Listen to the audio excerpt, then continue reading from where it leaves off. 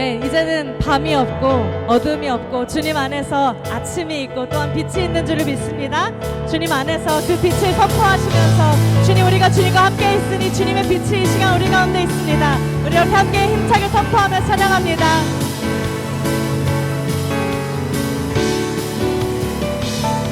어두운 밤에 캄캄한 밤에 새벽을 찾아 떠난다. 종이 울리고 닭이 울어도 내 눈에는 오직 밤이었소. 우리가 처음 만난 그때는 차가운 새벽이었소. 주님 마음속에 영영이 있음을 나는 느낄 수가 있었어.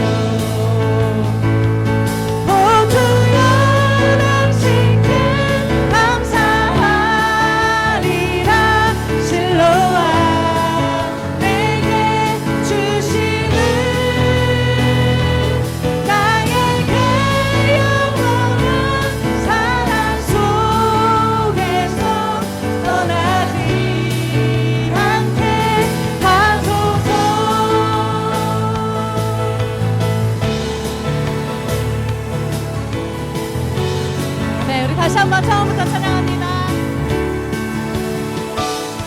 어두운 밤에 캄캄한 밤에 새벽을 찾아 떠난다. 종이 울리고 닭이 울어도 내 눈에는 오직 밤이여. 아멘. 우리가 처음 만난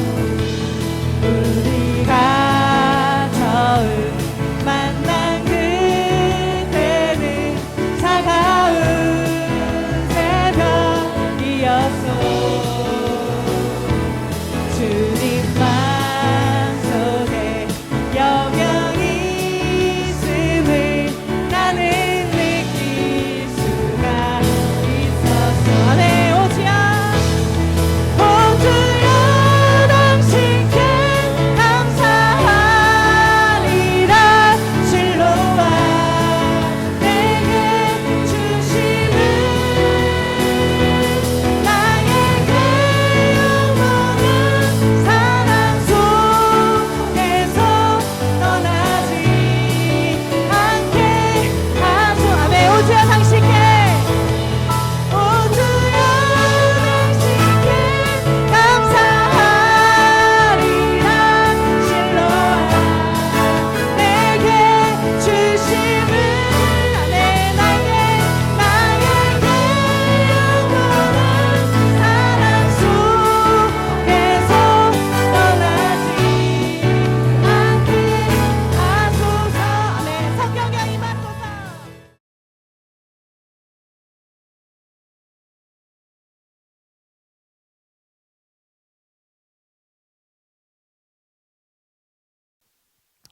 제가 미국에 이제 박사학위 공부하러 갔을 때 미국에 간 김에 공부만 한 것도 있지만 또 이제 비행기 값이 비싸니까 미국에 간 김에 야구 경기를 하러 보러 갔어요. 제가 학교에서 또 그런 미국 문화 관광 체험 뭐 이런 게 있어가지고 저녁에 이제 오전에 수업 마치고 오후에 수업 마치고 저녁에 야구 경기를 보러 갔는데 메이저리그 구장에 처음 간 거 아니에요? 가보니까 그런 걸 잘 해놨더라고요.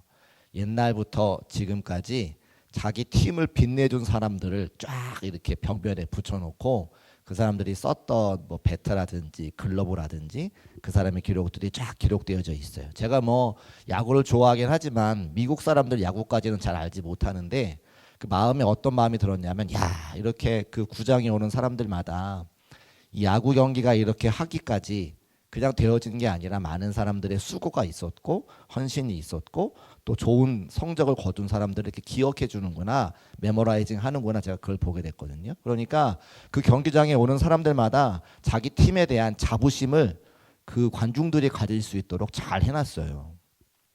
그러고 봤더니 미국이 잘하는 게 뭐냐 봤더니 여러 가지가 있겠지만 그 중에 한 가지가 후대 사람들로 하여금 기억을 잘하게 하는 거예요. 미국이란 나라는 이제 신앙을 위해서 영국에서부터 배를 타고 넘어와서 그들이 그 땅을 정복하고 교회를 세우고 하나님의 나라를 세워가는 나라 아닙니까? 그러니까 그 선배들의 선조들의 그 신앙의 유산들을 곳곳마다 메모라이징 잘 해놓은 거죠. 또 미국이 세계 경찰 국가로서 희생하는 많은 군인들에 대한 그런 히스토리들을 영화로 만들거나 또 메모라이징 할 수 있는 공간들을 만들어서 이렇게 하는 걸 보게 되거든요. 또 미국에 제가 그 기억나는 것 중에 한 가지는 한국 전쟁에 참전했던 미국 사람들을 그리는 공원이 있어요. 메모리얼 파크라 그래서 이렇게 판초 우위를 입고 그 한국의 우거진 숲을 걸어가는 미국 병사들의 동상이 있어요. 그래서 한국에서도 미국과 우애 관계를 맺으러 갈 때 정치인들이 반드시 그곳을 들리게 돼 있습니다. 그래서 한국에서 누군가 왔을 때 우리가 지금 누리고 있는 자유는 그냥 얻어진 것이 아니라 누군가의 희생과 누군가의 헌신과 누군가의 피값으로 얻은 자유라고 하는 것을 미국에 와서 한국 사람들이 볼 수 있도록 느낄 수 있도록 그 희생자들의 명단과 그 메모리얼 파크가 있는 걸 제가 보게 됐어요. 저도 갔으니까 워싱턴에 갔으니까 그것을 보게 됐거든요. 좀 뭐 늘 나라에 대한 그런 고마움을 갖고 있었지만 그곳에 가서 보니까 더 나라를 사랑하게 되고 또 미국에 대한 그런 고마움들을 느낄 수 있는 시간들이 있었다고 하는 겁니다. 우리나라도 가만히 보면 이제 그런 게 잘 없다가 전에 정부에서 어떤 이제 탁현민이라고 하는 이런 행정관이 그런 한국 사람들 특별히 독립 운동을 열심히 하신 그런 가족분들을 우대하는 그런 많은 행사들을 열고 특별히 대통령께서 내려가서 그분들 앞에 서서 90도로 인사하는 장면들을 일부러 연출하는 걸 보게 되거든요. 일부러 하는 거죠. 국가의 가장 위대한 높은 자리에 있는 분이 그 나라를 위해 헌신하고 희생을 다하셨던 그 가정에 예를 갖추는 것을 보면서 우리가 어떻게 해야 되는지를 이제 보게 되는 겁니다. 어떤 권사님하고 그런 이야기를 하다가 상해에 다녀오신 이야기를 제가 잠깐 들었는데 상해에 가보면 우리 임시정부의 기념관이 있거든요. 거기가 너무 초라하다는 거예요. 제가 아직 가보지는 못했습니다만 그런 곳을 우리가 이렇게 우리 임시정부의 어떤 처음 시작이 그 기념관일 텐데 그것을 잘 정비하는 것도 나라를 바로 세우는 그런 일들의 하나가 아닌가 그런 생각을 해보게 됩니다. 왜 제가 장황하게 이런 얘기를 쭉 하냐면 그렇게 나라도 또 야구도 지금까지 헌신하고 수고했던 많은 사람들을 기억할 수 있는 공간들을 마련하고 있는데 그럼 우리 신앙생활은 어떠냐고 하는 거죠. 나라를 지키기 위해 헌신하고 수고하고 때로는 생명을 바쳐서 했던 그 모든 분들을 그렇게 자랑스럽게 기념하게 되는데 우리가 예수 그리스도를 믿고 하나님의 교회를 세워가기 위해서 우리가 수고하고 헌신하고 때로는 우리의 목숨보다 더 중요한 물질들을 내어놓으면서 그렇게 헌신할 때 우리 몸에 무엇이 남겠는가? 바로 예수님의 흔적이 남는다고 하는 겁니다. 사도 바울도 그런 고백을 하는 것을 보게 되는데 우리 17절 말씀 다시 한번 읽어보겠습니다. 시작. 이후로는 누구든지 나를 괴롭게 하지 말라. 내가 내 몸에 예수의 흔적을 지니고 있노라. 아멘. 특별히 오늘 청년들이 함께 특송하고 또 예배를 위해 섬기고 또 저들이 헌신을 다짐하는 시간들인데 우리 사랑하는 청년들에게 예수의 흔적이 있으시기를 주님의 이름으로 축복합니다. 저는 손등에 흔적이 하나 있어요. 상처가 하나 있어요.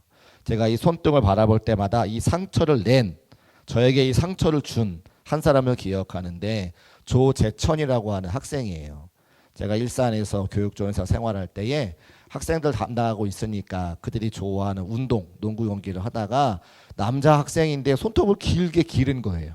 그 운동 경기 하다가 제 손등을 그 손톱으로 긁었어요. 상처가 깊게 날 줄 않았지만 이게 아물면서 상처가 났어요.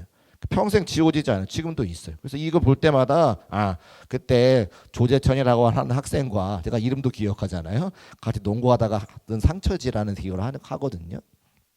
그러니까 상처는 우리에게 기억으로 다가온다는 겁니다. 제가 사모님하고 결혼할 때에 청담동이라고 하는 곳을 처음 가봤어요. 이 웨딩 촬영해야 되니까 청담동이라는 걸 처음 가봤는데, 저는 가난한 신학생이었으니까 그냥 결혼식 하고 사진 찍고 이런 걸 되게 간소하게, 돈이 없으니까 그렇게 하고 싶었는데, 사모님은 그때에 우리나라 큰 대기업에 다니셨기 때문에 아주 그분들하고 같이 이렇게 삶의 수준이 비슷해가지고 비싸고 좋은데 해야 된다라는 생각을 갖고 계셨어요. 그럼 뭐 제가 뭐 자기 돈으로 하는 거니까 말리지 않고 청담동에 샵에 가서 사진도 찍고 머리도 했고 그랬습니다만, 그때 제가 마음에는 불만이 있었어요. 그 돈 좀 아껴가지고 개척교회 하는데 교회 좀 잘 헌금도 하고 교회 이렇게 필요한 거 썼으면 좋겠는데, 아니래요. 사진을 잘 찍어야 된다는 거예요. 사진을 잘 찍어야 된대요. 난 이해가 안 됐어요. 그런데 사진을 찍으면서 이제 우리 사모님이 막 준비할 때에 사진 찍으시는 기사가 저한테 한 얘기가 있어요. 신랑님, 사진을 잘 찍어놔야 됩니다. 예쁘고 멋있게 잘 찍어놔야 됩니다. 왜요? 나중에 살다 보면 다투고 힘들고 어려울 때가 있을 때 여자들은 그 사진첩을 꺼내봐요. 그러면 내가 이렇게 좋은 때가 있었지, 이렇게 행복한 때가 있었지, 남편이 죽을 듯이 미워도 그 사진첩을 보고 나면 행복한 기분이 들어서 부부싸움이 금방 풀립니다 라는 말을 저한테 하더라고요. 그게 꿀팁이라는 거예요. 그래서 제가 아무 소리 하지 않고 사진을 잘 찍었습니다. 나중에 제 결혼식 사진을 뭐 설교할 때 혹시 볼 일이 있으면 아주 활짝 웃고 있어요. 행복한 미소를 지으면서 아주 제가 활짝 웃고 있습니다. 사모님이 이렇게 보는지는 잘 모르겠습니다만, 그렇게, 그래서 그 사진이 곧 뭐냐, 그 결혼식 웨딩 촬영이 곧 뭐냐, 사모님에게는 흔적이라는 거예요. 힘들고 어려울 때마다 보면서 지금은 힘들지만 옛날엔 좋았지, 미우나 고우나 내 남편이니까 행복하게 잘 살아봐야지, 이런 생각을 혹시 하는지는 모르겠습니다만 그게 흔적이죠. 청년들, 특별히 남학생들 잘 기억했다가 사진 예쁘게 잘 찍으세요. 자, 그래서 우리가 예수 믿는 것도 세상의 모든 것도 사실은 다 흔적이 있다라고 하는 겁니다. 사도 바울도 마찬가지인데 17절에 보니까 누구든지 나를 괴롭게 하지 말라. 괴롭게 하지 말라는 건 뭐예요? 괴로웠다는 거예요. 뭐가 괴로웠을까요? 그가 교회를 섬기고 교회를 세우는 일이 쉽지 않았다고 하는 겁니다. 이 흔적이라고 하는 단어는 스티머가라고 하는 단어인데, 스티조라는 단어에서 왔는데 찌르다 이런 표현이 있죠. 내가 하나님의 교회를 세우고 주의 복음을 증거할 때에 나에게 찔르는 것 같은 상처가 있었다고 사도 바울이 고백을 하는 거예요. 갈라디아 지역 교회 개척할 때에 상처 입은 일이 있었습니다. 하나는 육체의 상처고 하나는 마음의 상처죠. 육체의 상처는 뭐냐면, 갈라디아 지역의 교회를 개척하다가 루스드라에서 돌을 맞아서 거의 죽을 뻔합니다. 돌을 맞았으니까 사람들이 죽은 줄 알고 성 밖에 내다 버렸어요. 죽었다라고 생각하고 내다 버린 거예요. 하나님의 은혜로 그가 목숨을 건져서 회복한 다음에 다시 돌을 던진 그 사람들이 있는 성으로 들어가서 복음을 증거합니다. 여러분, 우리가 어떤 큰 충격이, 교통사고를 당하잖아요. 교통사고를 당하면 그 다음에 차 타는 게 쉽지 않아요. 운전대를 잡는 게 쉽지 않습니다. 그런데 돌에 맞은 사도 바울이 돌을 던진 사람들이 있는 그곳에 다시 들어가서 말씀을 증거한다. 자기의 본성을 거스르는 일이죠. 얼마나 큰 마음의 상처가 있었을까, 후유증이 있었을까. 걸을 때마다 돌에 맞은 곳이 아프고 나에게 돌 던진 그 사람들의 얼굴을 바라볼 때마다 심장이 벌렁벌렁하고 발이 막 떨리는 거죠. 그럼에도 불구하고 그가 예수의 흔적을 지면서 하나님의 복음을 증거하는 사도의 역할을 감당했다고 하는 겁니다. 이게 육체의 상처인 거죠. 마음의 상처도 있었습니다. 그렇게 하나님의 복음을 증거할 때에 많은 사람들이 갈라디아 교회로 돌아와서 성도가 되었어요. 교회가 이루어진 거죠. 자유의 복음을 증거했는데, 그런데 유대에서 온 어떤 다른 사람들의 잘못된 이단 사상을 듣고 자꾸만 사람들이 이단에 빠지고 교회를 떠나가는 거예요. 내가 이렇게 목숨을 다 바쳐 하나님의 복음을 증거했는데 그 복음을 배신하고 그 말씀을 배신하고 다른 이단에 빠지는 성도들을 바라보면서 이 사도 바울이 마음에 상처가 있는 겁니다. 그러니까 이 사도 바울은 두 가지 상처, 육신의 상처와 마음의 상처를 가지고 있었다고 하는 거예요. 그런데 예수님도 가만히 보면 육체의 상처가 있으셨고 마음의 상처가 있으셨죠. 육체의 상처는 뭡니까? 저번에 잘 아는 것처럼 예수님께서는 십자가에서 손과 발에 못 박히고 창에 옆구리에 창을 찔르셔서 상처가 나는 것을 우리가 알 수 있습니다. 믿지 못하는 도마에게 내 손에 못자국을 만져보고 허리에 손을 넣어보라고 말씀하셨죠. 로마 군인들이 예수님을 채찍질하고 살이 터지고 뼈가 부러지고, 이게 예수님께서 가지신 육체의 흔적이었습니다. 그 육체의 흔적 때문에 우리 모두가 구원받았음을 우리는 다 알고 있죠. 예수님께서 마음의 상처도 받으셨습니다. 사랑하는 제자 가룟 유다가 은 30에 예수님을 팔아버렸습니다. 가장 사랑했던 오른팔과 같은 제자 베드로는 닭이 울기 전에 3번 예수님을 부인하고 도망쳤죠.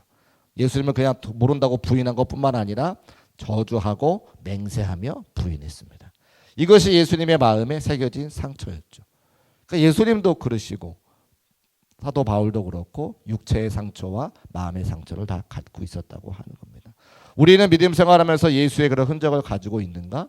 우리 마음에 예수님 때문에 받은 상처가 있는가? 혹은 우리가 사명 감당하다가 예수님과 사도 바울과 같은 육체의 상처가 있는가? 그 상처가 누군가에는 기억이 되어서 영광스러운 추억이 될 수 있는데, 우리는 그 상처가 두렵다고, 그 흔적이 두렵다고 사명 감당하지 않는 것은 아닌가 돌아볼 수 있는 저와 여러분 되시기를 주의 이름으로 축복합니다. 그 상처가 있는 사람들은 영광스러운 자리에 나아갈 수 있다는 거예요. 바울이 갈라디아 교인들에게 너희도 나와 같은 흔적을 가지면 좋겠다고 권면하는 내용이 갈라디아서 6장 2절부터 5절까지 말씀에 기록되어져 있죠. 우리 2절부터 5절까지 말씀을 화면 보시고 같이 한번 읽어보겠습니다. 시작. 너희가 짐을 서로 지라 그리하여 그리스도의 법을 성취하라. 만일 누가 아무것도 되지 못하고 된 줄로 생각하면 스스로 속임이라. 각각 자기의 일을 살피라. 그리하면 자랑할 것이 자기에게는 있어도 남에게는 있지 아니하리니 각각 자기의 짐을 질 것이라. 아멘. 사도 바울이 2가지를 부탁하는, 첫 번째는 자기의 짐을 지는 것과 두 번째는 상대방의 짐을 지는 겁니다. 자기의 짐을 지고 상대방의 짐을 지자, 이렇게 해요. 교회를 위해서 서로 봉사하자, 아마 이 뜻일 겁니다. 교회에 봉사하지 않고 섬김 받으려고 하는 사람들이 많잖아요. 하나님의 일을 같이 한번 감당해 봅시다 라고 이야기할 때에 아니요, 나는 상처받기가 두려워서 그냥 예배만 드리고 가겠습니다 라고 하는 분들이 많습니다. 우리 속회로 같이 모여서 서로의 마음을 나누고 서로의 삶을 나누고 말씀으로 한 주간 열심히 살았는지 우리 서로를 위해 한번 중보하면서 함께 나눔을 가집시다. 아니요, 나는 마음에 상처가 있기 때문에 내 것으로 오픈하는 게 쉽지 않습니다. 이렇게 하시는 분들이 굉장히 많은 것을 알 수가 있는 거죠. 그러니까 자기의 짐을 가지고 상대방의 짐을 서로 지라고 사도 바울께서 우리에게 권면하고 있습니다. 우리는 어떻습니까? 우리 중국교회 성도들은 어떻습니까? 사실은 많은 성도님들께서 너무나도 감사하게 마음의 상처가 있음에도, 육체의 상처가 있음에도 불구하고 사명을 감당하고 계시죠. 그것을 바라볼 때마다 사실은 눈물도 나고 기쁨도 있고 감사도 하고 때로 짠하기도 하고 그렇습니다. 오늘도 이 밤에 함께 나와서 우리가 예배할 때에 제가 저 뒤에 앉아서 같이 찬양하잖아요. 얼마나 신나서 찬송들을 하시는지, 얼마나 은혜로 찬송들을 하시는지 제가 마음에 감동이 있어요. 앞에서 찬양 인도할 때도 좋지만 맨 뒤에 앉아서 우리 찬양하시는 성도님들을 바라볼 때에, 기도하는 성도님을 바라볼 때에 하나님이 제게 주신 은혜와 사랑이구나, 참 감사한 마음이 있습니다. 그러나 반대로 저에게 상처도 있습니다. 이번 한 주간 제가 얼마나 힘들었는지, 마음이 얼마나 힘들었는지 얘기하면 여러분에게 다 말 못하죠. 이분은 오셔서 이 말씀하시고 저분은 오셔서 저 말씀하시고. 그런데 마음의 상처와 육체의 상처가 있어야 그것이 우리로 하여금 기억이 되기 때문에, 그것이 우리가 가야 되는, 마땅히 가야 되는 길이기 때문에 인내하고 주님만 바라보고 십자가를 바라보고 걸어가는 거예요. 저만 그렇습니까? 아니요. 우리 성도님들도 마찬가지입니다. 우리 청년들이 헌신하는 자리에서 얼마나 많이 헌신합니까? 그런데 우리는 그것이 관심이라고 이야기하지만 이런 얘기 저런 얘기 하면서 청년들의 마음에 아픔을 줄 때와 상처가 줄 때가 종종 있다는 거예요. 속장님들 얼마나 헌신하고 애쓰십니까? 그런데 카톡에 여러 가지 메시지를 보낼 때에 내가 읽지 않고 답변하지 않는 그것 때문에 상처받는 속장들이 얼마나 많이 있는가. 모입시다 했을 때 모이지 않아서 속장들이 얼마나 많이 있는가. 선교회장은 어떻습니까? 장로님들은 어떻습니까? 교회 임원들은 어떻습니까? 주방에서 여러 가지 사역들을 같이 감당할 때에 그 한 사람 더 오면 힘이 나서 할 텐데 그 한 사람이 없어가지고 나 혼자 사명을 감당할 때에 그 무너지는 마음, 다친 마음은 어떠냐고 하는 거예요. 사도 바울이 권면합니다. 자기의 짐을 지는 것은 물론이요 상대방의 짐을 서로 지자. 그것이 우리에게 흔적이 되어서 상처가 되어서 그 상처를 바라보며 그 흔적을 바라보며 그 영광과 그 고난의 때를 함께 추억할 때가 올 것이라고 사도 바울이 우리에게 권면하고 있다는 겁니다. 사랑하는 중국교회 성도 여러분, 나의 짐을 지는 것은 물론이요 상대방의 짐을 함께 지고 우리가 함께 하나님의 거룩한 일을 감당하여 예수 그리스도의 흔적을 가진 자가 되시기를 주의 이름으로 축복합니다. 특별히 청년들에게도 이야기합니다. 인생의 가장 복되고 귀한 날이 지금 청년의 때입니다. 결혼하고 보니까 책임져야 되는 식솔이 생겨서 하나님의 일을 감당하려고 해도 감당할 수 없을 시간들이 오더라는 거예요. 지금 혼자 있을 때 하나님 앞에 시간을 드릴 수 있는 것이 얼마나 큰 축복인지를 지금은 잘 모를 수 있지만, 그래서 목사가 얘기하는 겁니다. 지금이 가장 하나님께 충성할 시간이 많다. 여러 가지 삶의 예수 그리스도의 흔적을 가질 때가 많다라고 하는 겁니다. 단기 선교회 가서 우리 사랑하는 열방에 있는 사람들을 섬기는 일도, 교회 학교 선생님을 통해서 우리 사랑하는 다음 세대를 섬기는 일도, 오늘같이 특성을 통해서 함께 예배를 섬기면서 하나님 영광 받으시는 가제에 내가 참여하는 것도 모두 다 예수의 흔적을 내가 갖는 거죠. 청년의 때 그것을 감당하는 것이 얼마나 소중한 것인지 깨달아 알 수 있는 저와 여러분 되시기를 주의 이름으로 축복합니다. 그렇게 나의 짐을 지고 상대방을 짐을 지라고 요청하는 그 사도 바울. 그러면서 한 가지를 더 우리에게 말씀하고 있는데, 갈라디아 교인들에게 그리스도의 십자가를 자랑하고 그리스도의 십자가를 지는 것이 유익한 일이라고 말씀하고 있죠. 14절 말씀 우리 같이 한번 읽어보겠습니다. 14절 시작. 그러나 내게는 그리스도의 십자가 외에 결코 자랑할 것이 없으니 그리스도로 말미암아 세상이 나를 대하여 십자가에 못 박히고 내가 또한 세상에 대하여 그러하니라. 아멘.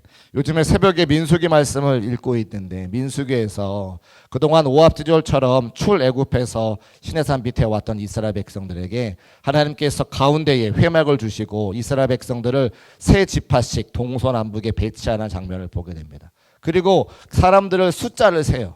숫자를 세는 이유는 두 가지인데, 하나는 전쟁에 나갈 만한 사람이 누구인가, 몇 명이 되는가를 확인하는 거고, 또 하나는 나라를 이루었을 때 세금을 거둘 수 있는 사람이 몇 명인가 알기 위해서 숫자를 세는 겁니다.